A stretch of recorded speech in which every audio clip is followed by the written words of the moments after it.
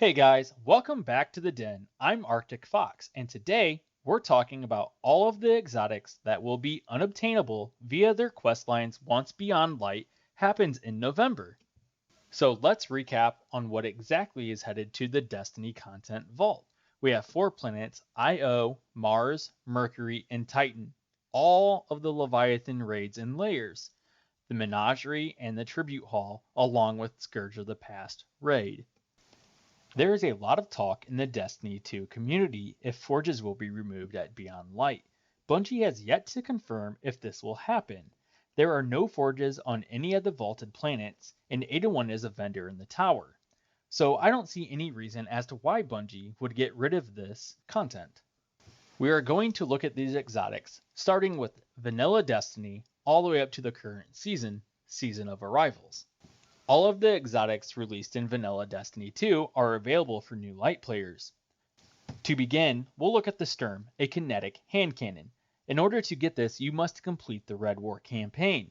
As of now, it has yet to be confirmed if the campaign will be going into the Destiny content vault. But the campaign takes place on some of the planets that are being vaulted. Now, Bungie hasn't confirmed if the Red War campaign will actually be vaulted, but either way, I wouldn't risk it and I would go and grab this as this is obtainable via solo play. And for the fact that this is such an easy and relatively quick quest to grab this exotic. Moving on to the Rat King, a kinetic sidearm. This requires you to complete the Red War campaign and a quest on Titan, Enemy of My Enemy. This sidearm allows you to do more damage the more people that use it that are in your fire team. You cannot obtain this via solo play, you must be in a fire team. I would recommend grabbing this exotic, especially because of the recent buff to sidearms, along with some of the mods that have been introduced lately for sidearms. The Mido Multi-Tool is a kinetic scout rifle. You must complete the Red War campaign to even start the quest to get this. As I said earlier, this may or may not actually be going into the content vault, but I do think there's a strong possibility of this. This weapon really isn't that impressive as scout rifles are in a very bad place right now in Destiny 2. If you're looking to complete your collections, then yes, I would go ahead and grab this, especially because this is a relatively easy quest to complete. But if you're not looking to complete it, this is not a viable option for endgame content. The next exotic we're going to look at is the Legend of Acrius, an arc energy shotgun. In order to grab this, you must complete the Leviathan raid multiple times. And in order to get the catalyst, you must complete the prestige version of Leviathan. This weapon is still a viable option for PvE and PvP. I still see people using this in the Crucible today. If you're capable of getting a raid group together, I would recommend grabbing this if you can. And if you're trying to complete the Moments of Triumph seal, then you may as well try and grab this as well, since that requires you to complete both of those raids anyways. While you are grinding for the Legend of Acrius Catalyst in the Prestige Leviathan, you may as well stay there and try to get the Skyburner's Oath Catalyst, as that is how you get it as well. The Skyburner Oath is a solar scout rifle, and this catalyst will give you plus 30 to your range. Now, like I said earlier, I really don't think grinding for a scout rifle catalyst is really worth it.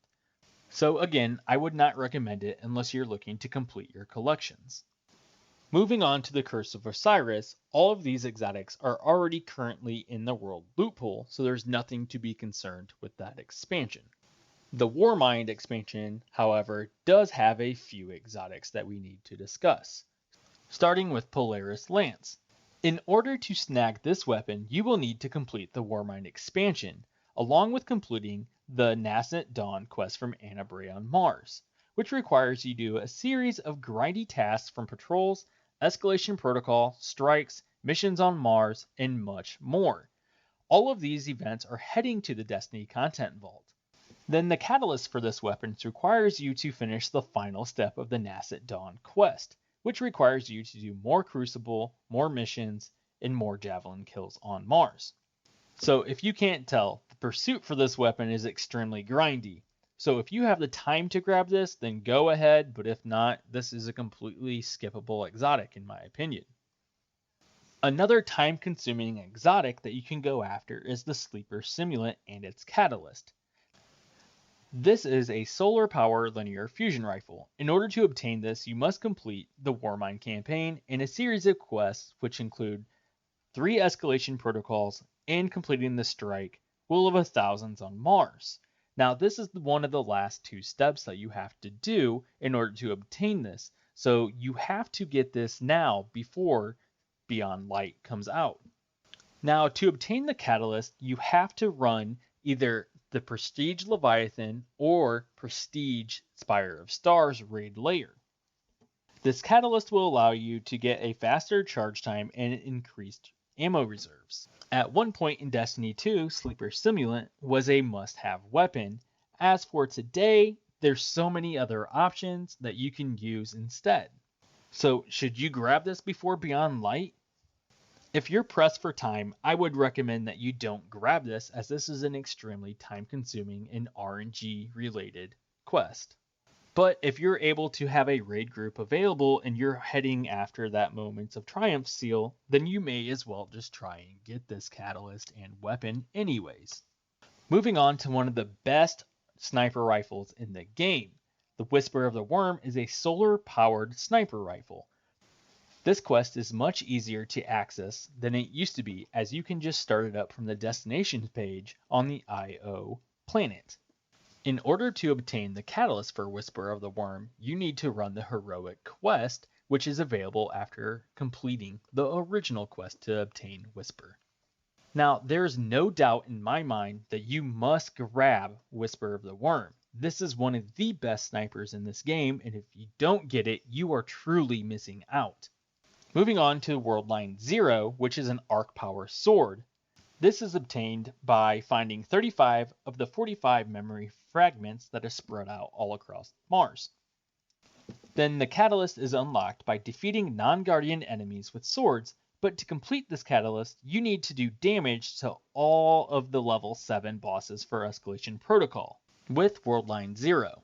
Now make sure you actually damage the boss, because this can be a little finicky sometimes. Now, I do not recommend to go and grab this, because this is extremely time consuming and will take you multiple weeks to get this.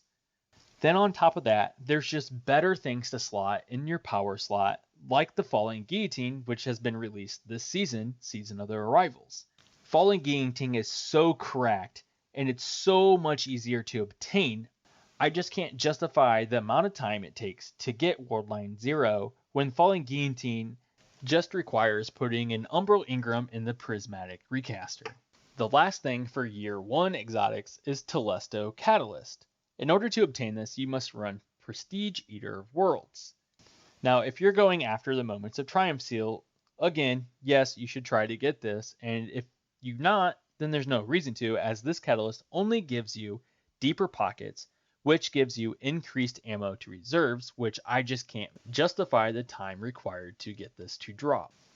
Now, if you're a New Light player and you have yet to buy any of the DLCs or expansions, the following exotics you will not be able to obtain.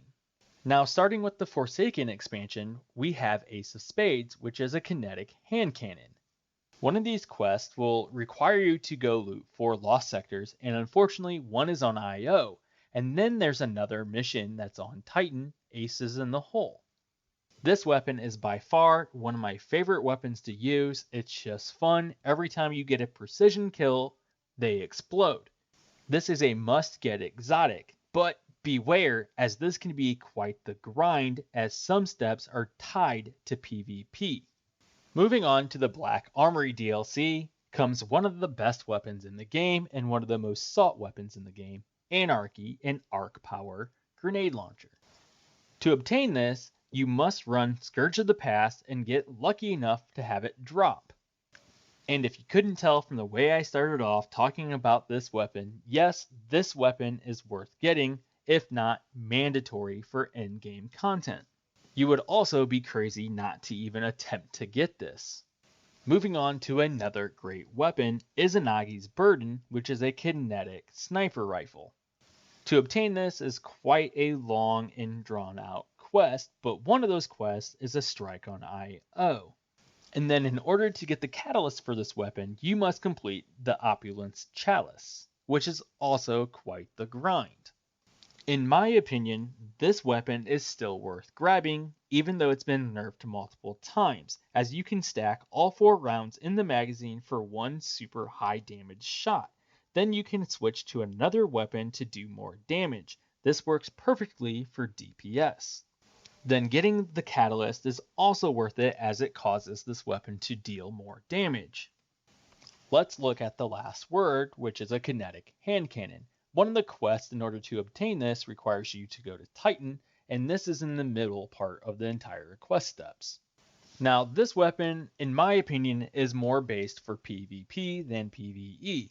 So if you're looking to grab this and you're a PvE player, be mindful that the quest for this is very grindy as you need to maximize your KD and win percentages, because as you are defeated, you will lose progress towards completing this quest.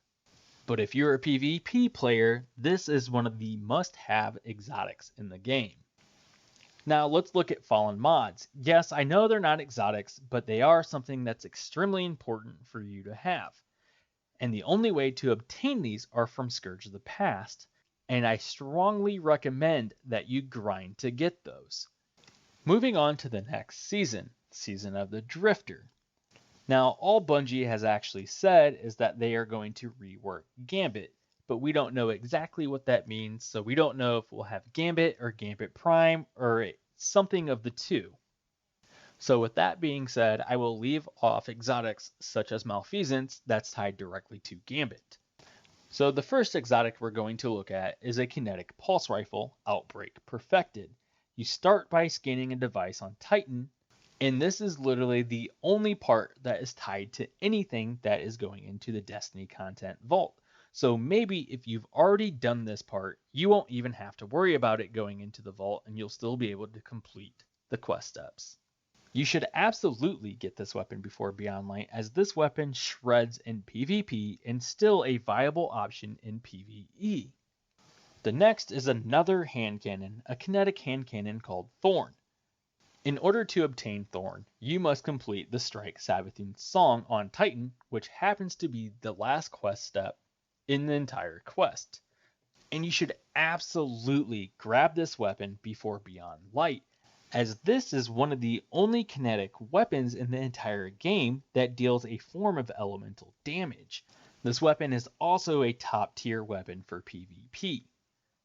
Moving on to Season of Opulence, Bad Juju and its catalyst is a kinetic pulse rifle. This entire quest is based around the tribute hall, where you must place 18 tributes. In order to obtain the catalyst, you must place 45 tributes. And the tribute hall is going into the Destiny content vault, so this will be 100% not obtainable in Beyond Light. I would say go ahead and grab this if you actually have a lot of planetary materials at hand. If you don't, then I wouldn't recommend grabbing it, as it can be quite grindy and the season is coming to a close in just a few months. Another exotic hand cannon is the Lumina. It's a kinetic hand cannon, and in order to obtain this, you must complete the Strike, A Will of Thousands, on Mars. I would not recommend grabbing this weapon, as it is another long quest. I almost never use this weapon. It has a neat perk that allows you to heal teammates, which sounds great, but in application, it's never really come in handy. So again, I just can't recommend this. Now let's move away from hand cannons for a little while, and let's look at Truth, which is a Void Power rocket launcher. You get this by running through the Menagerie, which is also going into the Destiny content vault. This rocket launcher has a neat little perk called Prototype Truth Seeker. This weapon's rockets have tracking, it locks onto targets when aiming down sights. But with the current arsenal you have at your exposure for the power slot, I just can't recommend grabbing this, as there's just better options out there today. Moving into the newest expansion of Shadowkeep, we're going to look at Terba, which is a solar energy SMG that can be obtained from Crown of Sorrow. At the beginning of the video, I believe I forgot to mention that the Crown of Sorrow raid is also heading into the Destiny content vault. With that being said, I would have to recommend grabbing this weapon, as it has an amazing perk, Ravenous Beast. This perk allows you to store power when dealing or receiving damage, and once full, you hold reload to unleash the beast. This weapon isn't by any means a meta weapon, but it is a fun weapon to use, so I do recommend grabbing it for that alone. Now, the next thing that we're going to discuss are Hive mods. You can obtain these via the Crown of Sorrow raid or through the Menagerie, and I recommend getting them through the Menagerie as that is much easier. These mods are must-have mods as it makes your life a lot easier for endgame content. Season of Dawn and Season of Worthy have 0 exotics that are available via the quest steps that were originally released.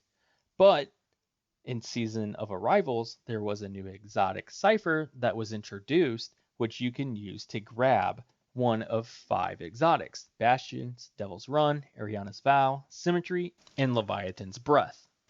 You can head over to Master Rahul and see these exotics for yourself, but be wary, these may not be available next season. So in Season of Arrivals, the first exotic that was available was Witherhoard. You could obtain this from the season pass. Now this won't be available next season from anything that we know of as of yet. And yes, this is 100% a must-have weapon to grab before Beyond Light. This is one of the most fun weapons I've had in a long time in Destiny 2. The next weapon we're going to look at is Ruinous Effigy and the Catalyst, which is a void energy trace rifle. Now, to obtain this weapon, you must go on all of the planets that are going to be vaulted and find calcified light fragments. Then, in order to obtain the Catalyst, you must go and find all 50 of Savathun's eyes and destroy it with this weapon. Now, this weapon is a fun weapon to play with, but it's not really viable in PvE or PvP for now, but you never know in the future. But this is a relatively easy quest to complete, so I would say grab it while you can, especially with the season being extended. Now we move on to the weapon Traveler's Chosen, which is a kinetic sidearm, which has yet to be released. As of now, I do not know much about this weapon, but I do know that it is a 300 round per minute sidearm, and with the recent buff to sidearms and the extra mods that have been added recently, this could make for a pretty viable build or some pretty fun play in the future. So yes, I would pursue this once it's released. So to recap, the top 5 exotics that I would grab before Beyond Light is Anarchy, Whisper of the Worm, Ace of Spades, Thorn, and Witherhoard. Now I need you guys to do something for me. Down below in the comment section, list your top 5 exotics being affected by the Destiny Content Vault. If you would like to see more Destiny 2 content like this, please subscribe. And if you've enjoyed this video, please leave a thumbs up below. If you have any questions over Destiny 2 or any Destiny 2 content, feel free to reach out to me at Arctic Fox Gaming on Twitter. The link for that will be in the description below. And one last thing, if you're not 100% sure on what exactly is going into the Destiny Content Vault, I have recently made a video on this, which you should see on screen now. Alright Guardians, until next time, stay frosty.